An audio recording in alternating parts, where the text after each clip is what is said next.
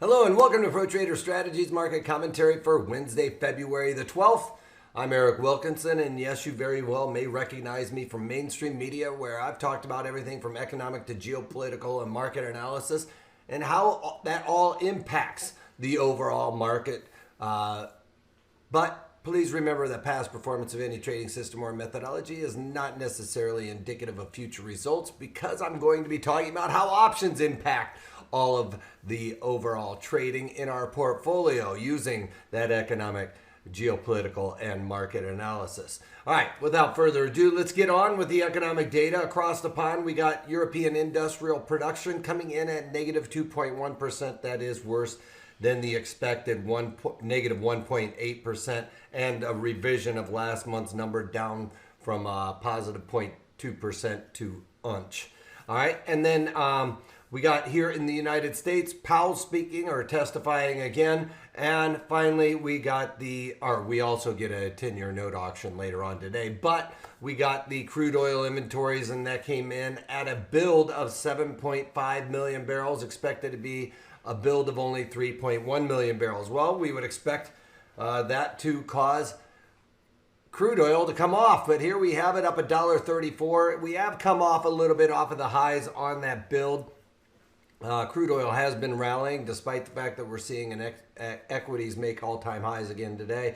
But crude oil starting to move higher based on the fact that it looks like this coronavirus might be slowing down. I mean, that is only if you're not on that Princess cruise ship where they've quarantined that ship and continues to see more and more people get sick on there. But other than that, it seems to be slowing down a little bit. And that, is a weight on the overall global economy. So with that kind of subsiding, we should start seeing some more productivity going on, at least in China and throughout the globe, where people are not traveling as much and things of that nature. And that is going to wane on productivity. All right, let's get on with the overall markets. Like I said, crude oil is up over $1, despite the fact that we saw that build in the inventories. Gold futures are coming off, albeit only slightly, 30 cents, 40 cents right now. We are building a nice big volume node here. And I've talked about this before. With the equities moving higher, I think that gold's going to struggle a little bit. I don't think that we're going to really break down below 1,500 anytime soon, but I do expect us to start trading a little bit lower and building up this volume node around 1,550, and maybe every once in a while test that 1,500 mark or 1,530 and build in this low volume in and around between 1,550 and 1,500-ish. So I don't think that we're going to see 1,600 really anytime soon, but that is based on the fact that I think that the trajectory in the equities is going to continue a little bit higher. I think that we're going to see the global economies start to build a little bit and start gaining a little bit more traction. That said, we are seeing the bonds come off almost by a full percentage or a full point here, down 30 ticks. Now remember, 32 ticks is a full point. It's right now basically 30 bid at 31 is how we used to arb it on the floor. So bonds coming off just a little bit today. It's going to be where people are putting money where the strength is, and that's in the equities right now. And VIX coming off because we are seeing the equities move higher. This Dow Jones Industrial Average printed that new all-time high almost immediately after the open. You can see we're up over 200 points right now, 214 and change. But that all-time high printed intraday. Now, the NASDAQ, we did have the all-time high printed intraday yesterday. Today, struggling to try and make that top. Now, usually when we see this doji right here from yesterday, it was looking a little bit bearish. That might see a little bit of a correction here. Coronavirus waning a little bit is causing or allowing these equities to move higher. So a pierce above yesterday's high would really wipe out that topping pattern that we're seeing there. As we kind of saw back here on the 5th, we saw a topping pattern there, but it did not get confirmed. As a matter of fact, we pierced that. So something similar to that today would continue this trajectory. This trajectory is getting a little long in the tooth again. It looks like we almost need a bit of a correction here, but it's not coming today for sure. All right, E-mini S&Ps making a new all-time high. That happened right on the open, so that is a new all-time high like I just mentioned. And it is breaking that topping pattern that we saw from yesterday, making it look like that that doji there was top, but now that we have pierced that, it isn't so much. I mean, we would have to very much close at the lows of the day for that to happen there. We'll take a look at the 30-minute chart on the E-mini S&Ps and see that that print was happening during the day session here. We have corrected a little bit, but it's still feeling very strong as volumes haven't really let up a whole lot. Institutional investors still coming into the markets.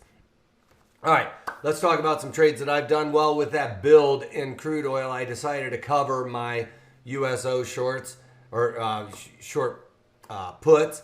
And if you guys remember in the USO, I did this back on the 5th. So several days ago, it's been struggling to rally. Today I got that pop and decided to cover it when I saw the build there in the crude oil because, you know, although I don't believe that we are going to stay in the 40 handle or any lower than that, you know, continue to see builds and that build in crude oil alongside with the build in gas that we're seeing storage is really start to increase there. I decided to cover it because the market may very well want to retest that area. And if you remember, I had on the March, I had sold the 10 puts in there and I originally collected 30 cents and I paid up a little bit. Usually I get out for 50% of my max profit. I got out for 18 cents, slightly more than 50% of max profit. But again, we're continuing to see weakness go on in USO, despite the fact that crude oil is staying at a little bit of an elevated level. I don't want to be in that anymore. I'm not going to play that trade with crude oil building as much as it is. Crude oil is making a bit of a rebound, like I said, from the coronavirus. So, but we're seeing builds. So to me, that means pull the plug, pull the ripcord, get out of that one. All right, Gilead. Gilead Science is continuing to slide. We are off the lows here, but I decided to get out of all of my healthcare for the most part today, especially with United Healthcare, which we'll talk about here in a minute, making new all-time highs. That should, you know, lift the healthcare sector. The coronavirus coming, you know, waning again. That's going to give a lift. Also, Bernie winning in New Hampshire is kind of giving a lift to healthcare, as most people are expecting that if Bernie wins the DNC, then that kind of shifts back to Trump winning the election. So that should give a lift more to the healthcare sector there, as socialism really will hurt healthcare for the most part. So that being said, with Gilead Science, if you guys remember, I only had these on for a couple of days and just, you know, got better lucky than good on these with that sell-off. I mean, I talked about it. It looked like there was some weakness, but I only had a couple of days in on this trade.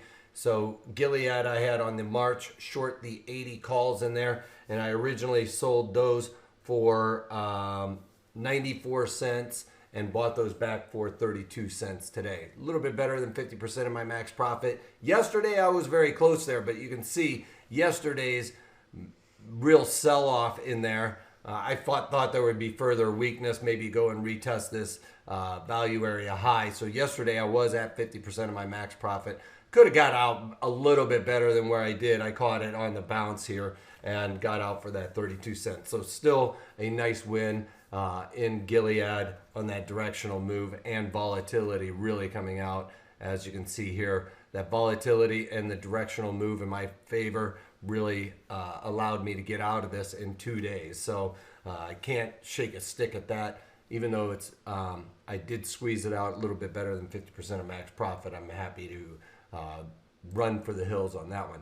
Now, United Healthcare, I mentioned this a minute ago, new all-time highs here. Again, the same story, just different stock.